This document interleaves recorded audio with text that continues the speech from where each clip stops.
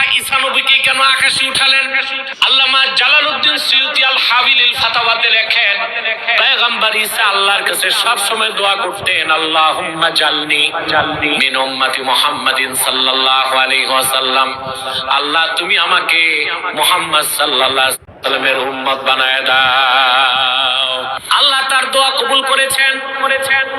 সেই জন্যই বনি ইসরায়েলের ইহুদিরা হাজার হাজার পয়গম্বরকে হত্যা করতে পারলেও মরিয়ম পুত্র ঈসাকে হত্যা করতে পারে নাই। আল্লাহ তারে আকাশে উঠায় নিছেন।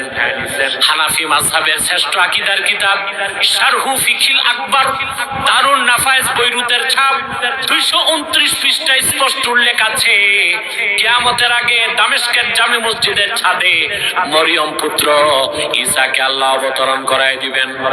দুইজন ফেরেশতার দুই কাঁধে ভর করে তিনি আসমান থেকে নামবেন।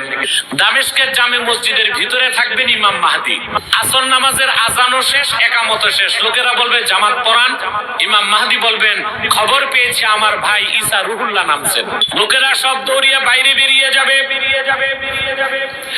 দেখবে দামেস্কের জামে মসজিদের পূর্ব পাশের মিনারা দিয়া ঈসা রুহুল্লাহ নামতেছেন। তিনি ভিতরে ঢোকার পরে ইমাম মাহদী বলবেন ঈসা রুহুল্লাহ, আজান শেষ, একামত শেষ, নামাজ পড়ান। শারহু ফিকিল আকবরে আছে ইমাম আজমের মত মোল্লা আলী কারি ব্যাখ্যা করেছেন, ফায়ুশিরুল মাহদী ইলা ঈসা ইবনে মারইয়ামা বিত্তাকাদ্দুম। সুবহানাল্লাহ। ইমামে মাহদী হযরত ঈসাকে ইশারা করে বলবেন আপনি নামাজ পড়ান, আগে যান।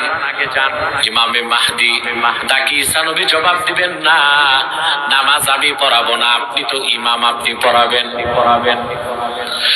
পয়গম্বর ঈসা যিনি বনি ইসরাইলের উলুল আজম পয়গম্বর নামাজ পড়বেন মাহদীর পিছে কেন?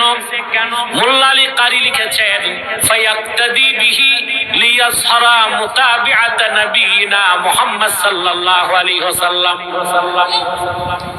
ঈসা নবী মাহদীর পিছে নামাজ পড়ে এই কথার প্রমাণ দিবেন জগৎবাসীরে, আমি এখন আর নবী হিসেবে আসি নাই, মুহাম্মদ সাল্লাল্লাহু আলাইহি ওয়াসাল্লামের উম্মত হিসেবে এসেছি। আমার যে মুসলমান ভাইরা খ্রিস্টান হয়েছে কান পেতে শুনে রাখো,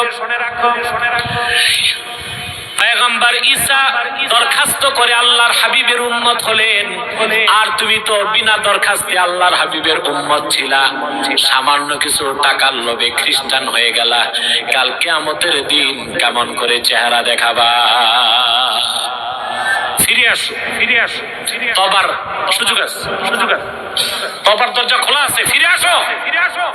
আর বাংলাদেশে যত খ্রিস্টান পাদ্রী পুরোহিত আছে বসো আমার সাথে, বাইবেলে একটা কথাও ঈশ্বরের তা তারা প্রমাণ দিতে পারবে না। পুরা বাইবেল ভেজাল, ফোকলা, এটার অথেন্টিসিটি শূন্যের পর্যায়ে চলে গেছে। এটা কোনো ধর্মই না, এটা একটা সংস্কৃতিতে রূপ নিয়েছে।